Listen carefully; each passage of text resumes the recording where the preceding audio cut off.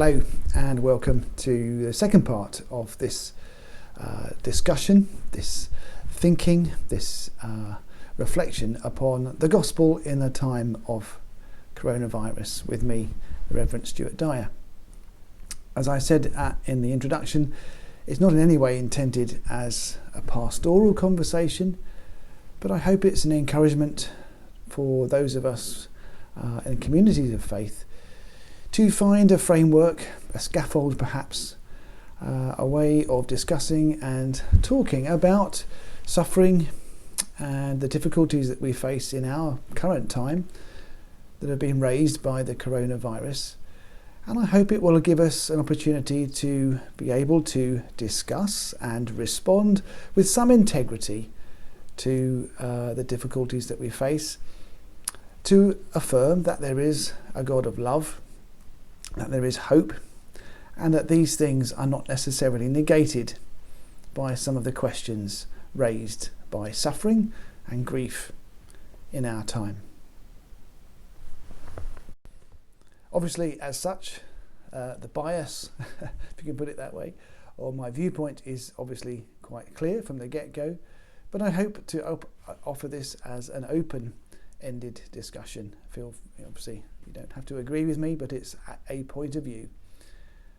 But I hope it's a helpful one and an encouraging one.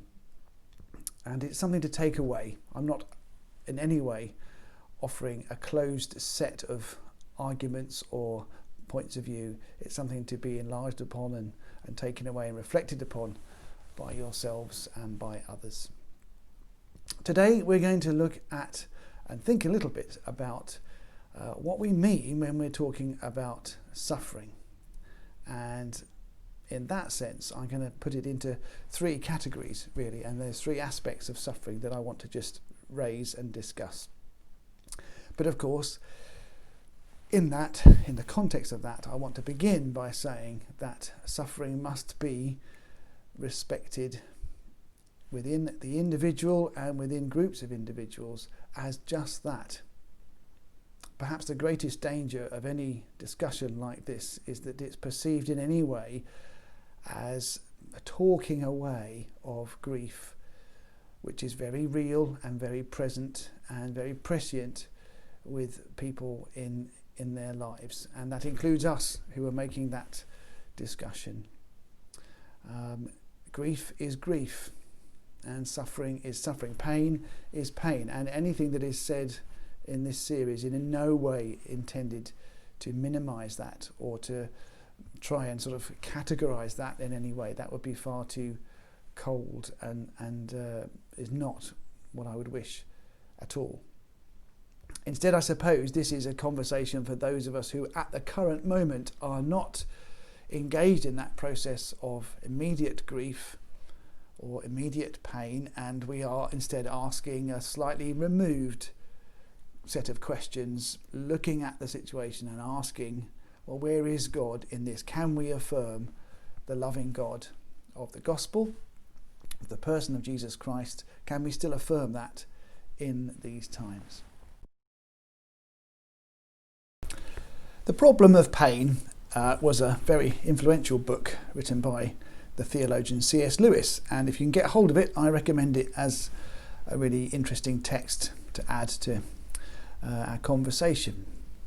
But I really want to draw our attention to in this section is the apparent imminence of pain. It's the ubiquitousness of it in our lives, but just to recognise that human pain doesn't automatically raise questions, theological questions about the presence of a loving God, and it doesn't necessarily involve raising questions of human suffering.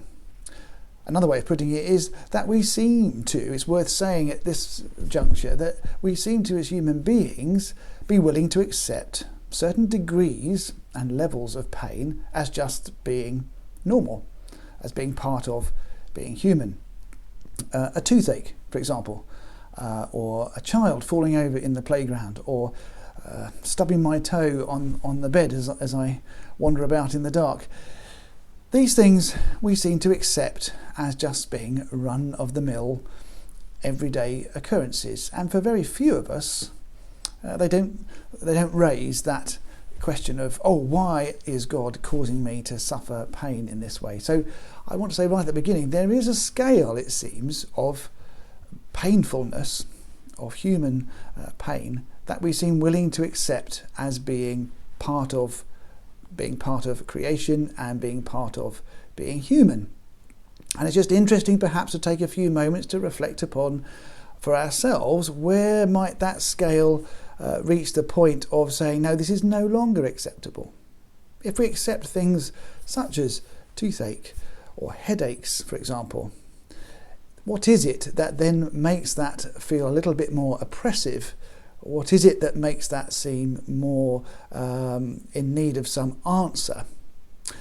I would suggest it's something to do with the intensity of the pain, and it's something also to do with how long the pain goes on and whether there is a remedy provided or not.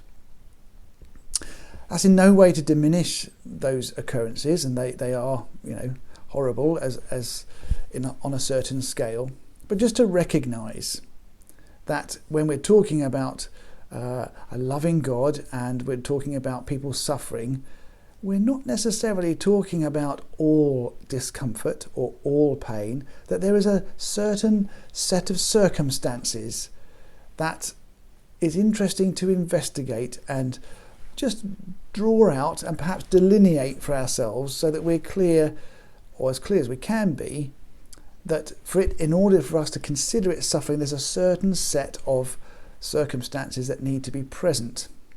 And without those, we seem able to just accept certain pains and trials and difficult things in our human body.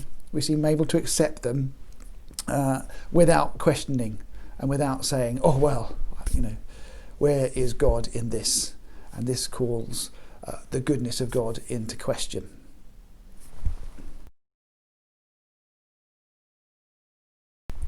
So I may have a cold.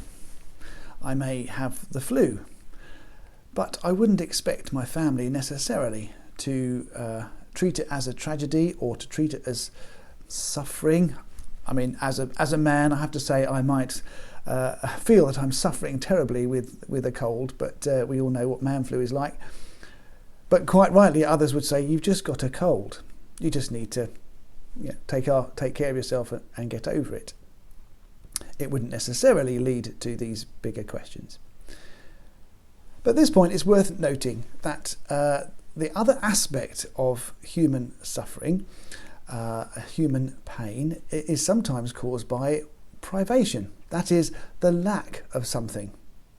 But again, I want to bring that in here, because in the same way as we've discussed that perhaps a common cold or a toothache or a stubbed toe might not have the same weight of suffering, in the same way, privation, the going without of things, seems to be on a sliding scale again, and there is a point at which we're happy to accept it, but we accept it as part of everyday life, and there's a point at which somewhere, and it's a bit of a grey area, it tips over into being something unacceptable. And we're going to be asking ourselves what that might be a little bit later on. But for example, my classic one is finding a parking space in town. Now, if I can't find a parking space, I hope, like most of us, I don't credit it as being a universal statement. I just accept it that it's one of those things that is annoying, but I've had to go without it.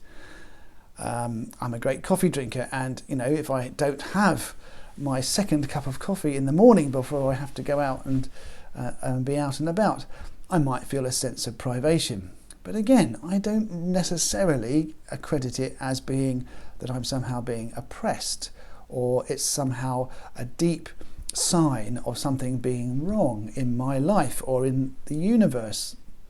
So I think it's important again to recognise that even the privation in human beings, the lack of things, doesn't necessarily mean that we look up and say, well, where is God in this situation? There's a level, a scale of privation and pain, which we are willing to accept as part of being human and being alive. And I think it's important to recognise that, because that gives us not only a sense of reality and honesty, but also it gives us a starting point to look from and say, well, why do other situations, other times when we are forced to go without, or other people are going without, why does that take on a different tone, a different character, and raise these questions of why is this happening? Because we don't cause it in other times. I have to be honest, like all of us, of course, sometimes some of those little things seem to gang together. So you get to the end of a day and you say, well, why has today gone the way it has? Because I've had, all these little things, little pains, little privations have gone on during the day, and they can mount up. And you ask that question, well, it's been a really not good day. Why has that happened? But in general, those small things we take in the running of being human. So moving forward in our thinking and our discussion, it seems to me that there are two senses, two feelings, two perceptions that come into our thinking as we look at what's going on around us. And the two are, if we perceive a sense of tragedy taking place, or if we perceive a sense of justice, or more likely a sense of injustice.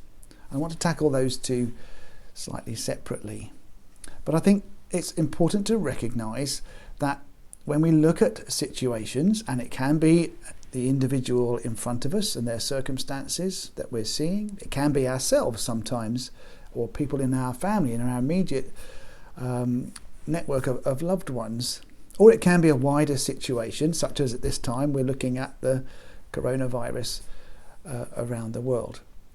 But there are these two senses, and again, I'm not trying to delineate, and it's pretty futile to try and draw a line. I think it's much more helpful to think of a sliding scale and say it's somewhere on this perception, this other factor seems to kick in. So the human sense, a sense of tragedy, a sense of this being almost inevitable, but also this having a cost in human life, that someone has had to give their life or suffer something because of this, that it didn't necessarily have to be, but that a set of circumstances have caused it to happen, which is my schoolboy interpretation of what tragedy is, that it's an inescapable thing. You know it's going to happen, but it's because of a series of events which were put in place, and then this tragic event happens. So the classic, we've just had one recently on the news, haven't we, of the terrible explosion, and then as you look back, it's a terrible catastrophe, but then it seems that it's been the result of neglect and the administration of certain facets of storage, etc., weren't adhered to. So looking back, you can see it's a tragedy, as the saying goes, a tragedy waiting to happen. It's an accident waiting to happen. And it's a tragedy because it was avoidable, but it was set in place by a chain of events.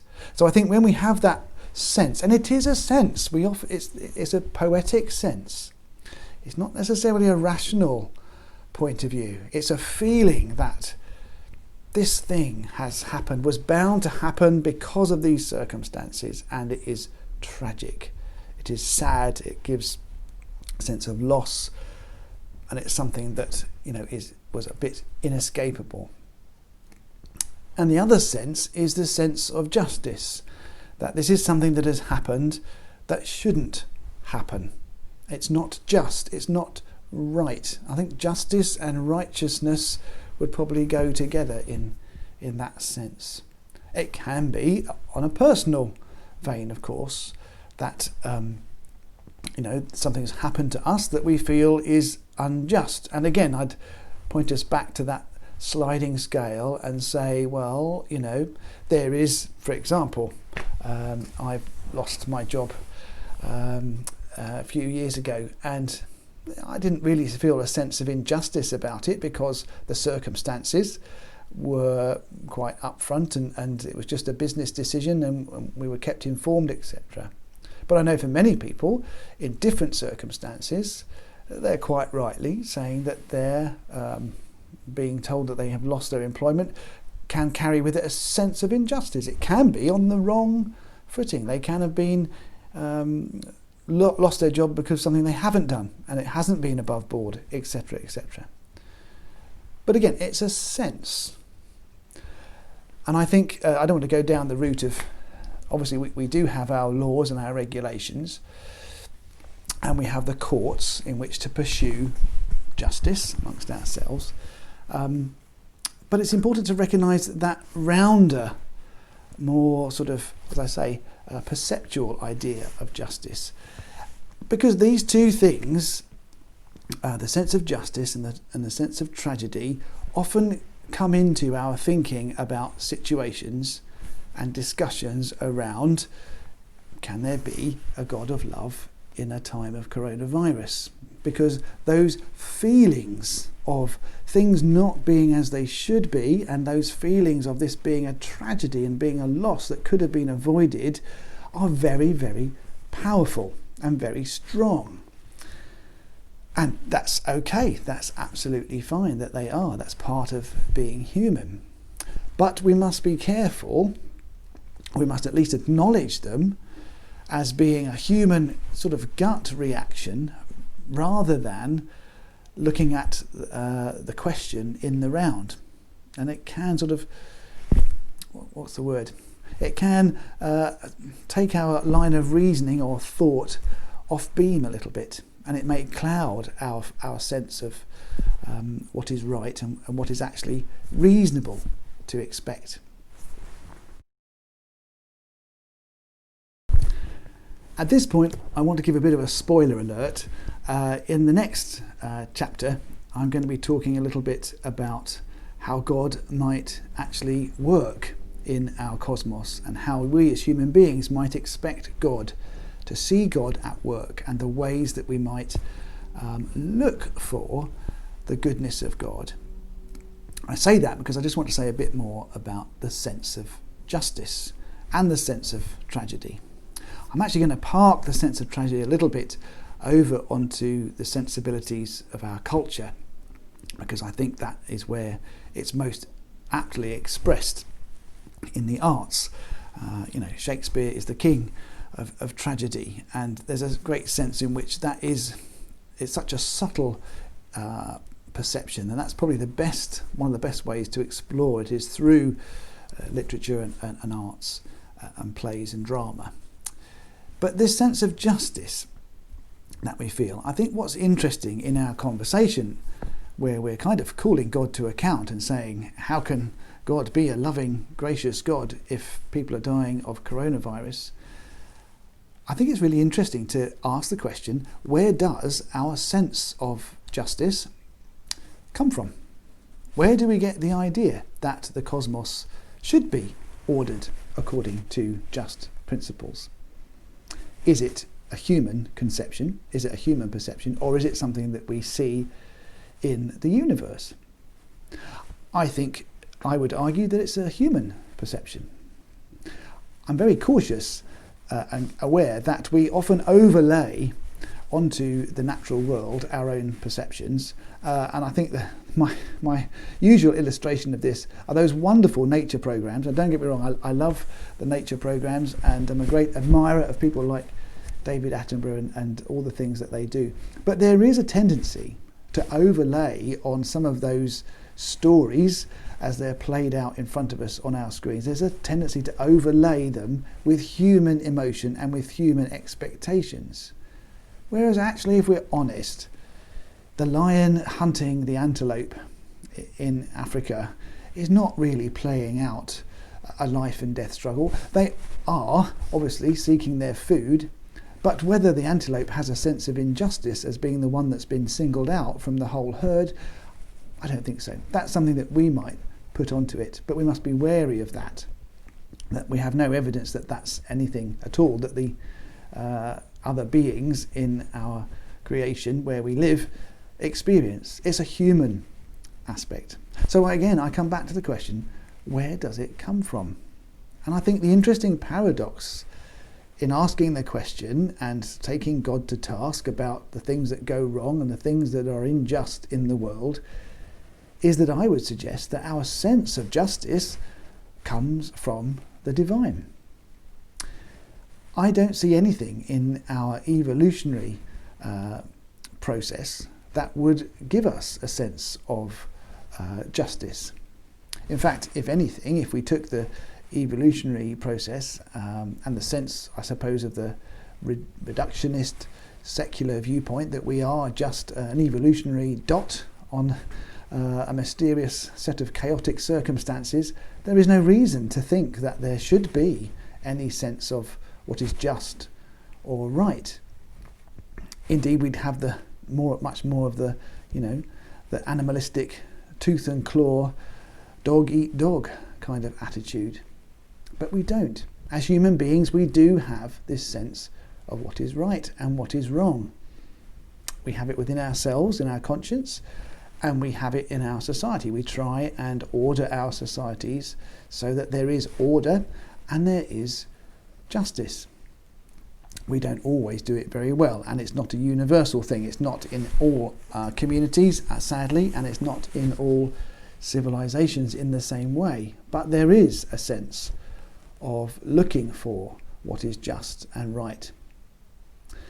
So where does this come from?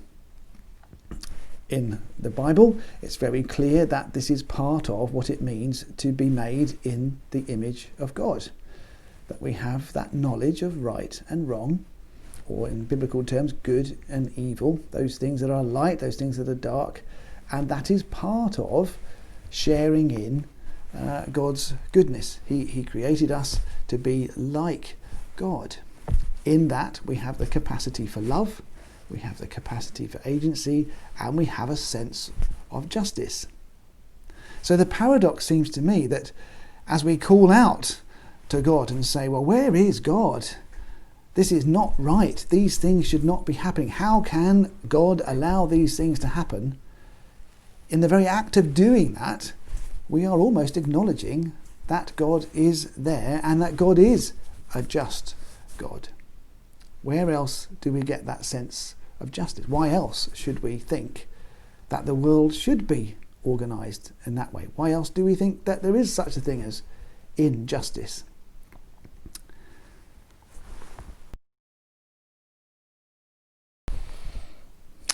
Well, of course, this sense of justice is a good thing, and I wouldn't want in any way to imply that it's not.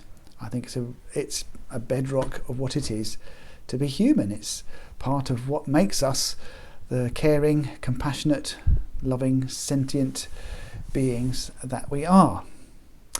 And of course, this series is not meant to be a series of proofs of God's existence, so we can't always track those things right down to the nth degree.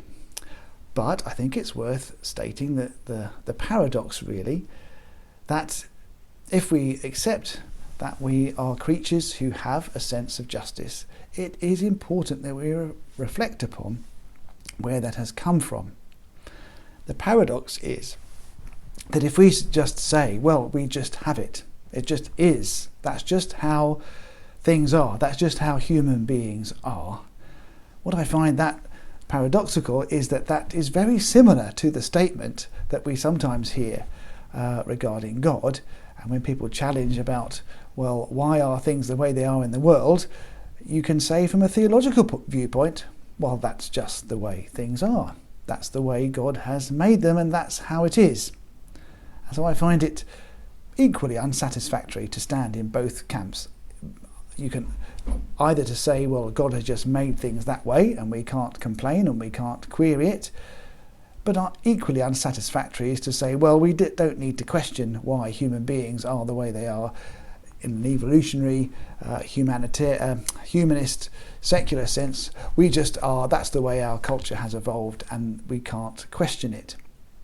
I think it's important to question, where does our sense of justice come from? Not because it is a pointer to God's existence, but because it does actually point us to why we might have that sense of justice. It is linked to a sense of caring, a sense of compassion, a sense of empathy.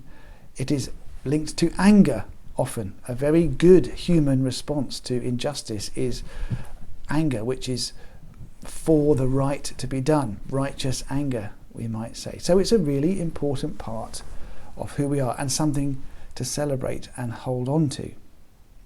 But as I hope you are starting to see in this conversation at least, when we cry out and say, how can you talk about a God of love in a time of coronavirus, we are really acknowledging that we have a sense of justice, that we have a sense of compassion.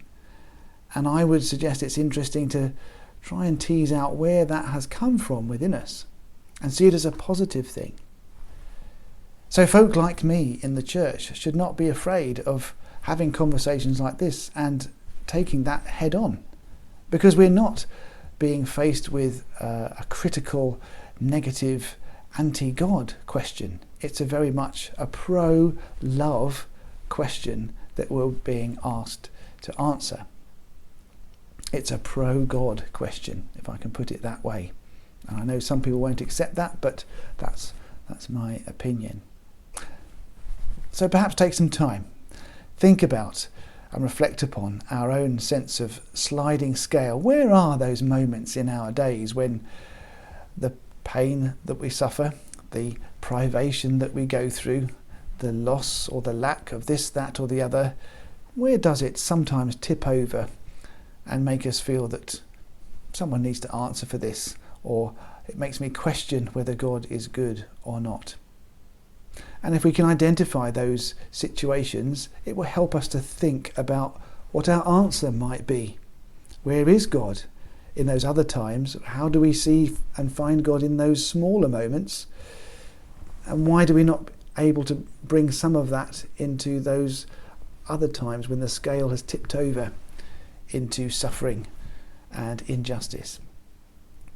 Well, I hope you'll join me next time. The next session we're going to be thinking, as I said, a little bit more about where we might look for the work of God in the world and whether we can have any hope of seeing God active, and perhaps what God's expectations for us as human beings might be.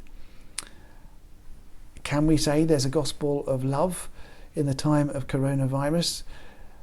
And can we see that in action in any way? And what are those expectations we might have for seeing it in action? I hope you'll join me then. Feel free to contact me via the YouTube messaging or on Facebook if you're on Facebook. And I hope to see you again next time on the Gospel in a time of coronavirus. I'm Rev Stuart Dyer. It's been good to chat with you. God bless you and God's peace be with you. Amen.